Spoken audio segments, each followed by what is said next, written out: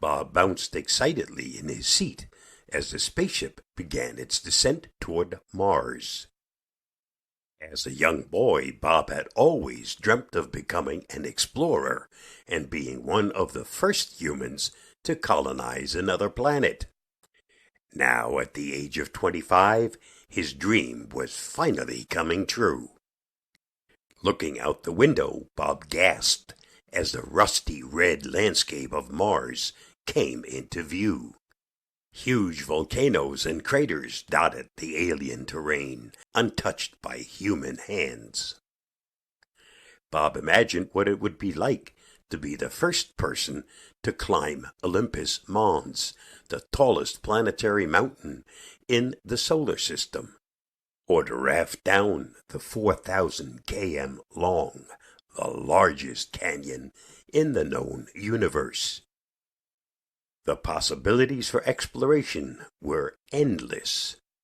The colony ship slowly lowered itself onto the designated landing zone, kicking up plumes of red dust. The engines powered down, and a ringing silence filled the cabin. Bob grabbed his helmet and stepped out onto the surface of Mars for the first time. He giggled to himself, filled with pure joy, as he bounced across the landscape in the lower gravity. The colony site had already been set up in advance by robotic systems. Prefabricated habitats stood ready for the settlers. Bob got to work unpacking equipment and setting up the essential systems they would need to survive: air, water, power, farming domes. The first few weeks would be crucial to get the basics established.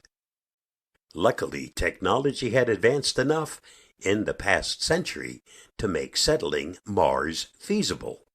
The habitats were made from lightweight graphene materials that could withstand the harsh radiation. Closed-loop life support systems recycled water and air. Underground greenhouses produced food.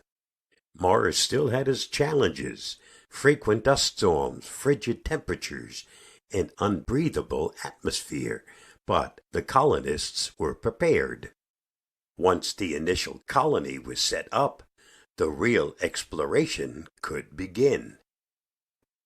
Bob mapped out a route through Valles Marineris that would take him past water-carved canyons, landslides, and pits that dropped thousands of meters deep. He planned to travel down into the canyon on a rover, stopping to collect rock samples and take breathtaking panoramic photos at each scenic outlook. For his next expedition, Bob wanted to summit Olympus Mounds and gaze out across the vast Martian landscape from the highest point. He imagined himself looking down at the blanket of clouds sweeping over the volcano's caldera below. The locals told legends of ancient Martians lighting fires in the volcano as a beacon for their ships. Bob smiled, thinking back to similar stories from mankind's ancient past. Bob's mind raced as he completed all that was still undiscovered on Mars. Each day brought new possibilities. He went to sleep dreaming of the secrets that were waiting just over the next crater rim, and couldn't wait to wake up to see what new adventures awaited him. Mars still had so many mysteries left to uncover, but Bob knew he was just the explorer to do it. Bob took a deep breath of his oxygen tank as he stepped out of the colony's airlock. Today was the day he would finally begin his long-awaited expedition into Valles Marineris. Strapping on his flight pack, Bob did a final system check.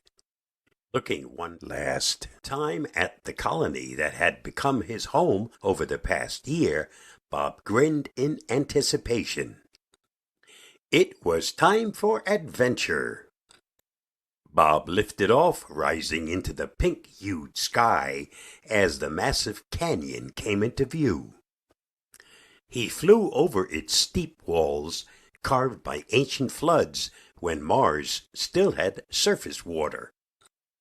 The valley stretched as far as the eye could see, over 4,000 kilometers long, 200 kilometers across, and up to 7 kilometers deep in places. It made the Grand Canyon look like a tiny crack in comparison. This would be the trip of a lifetime.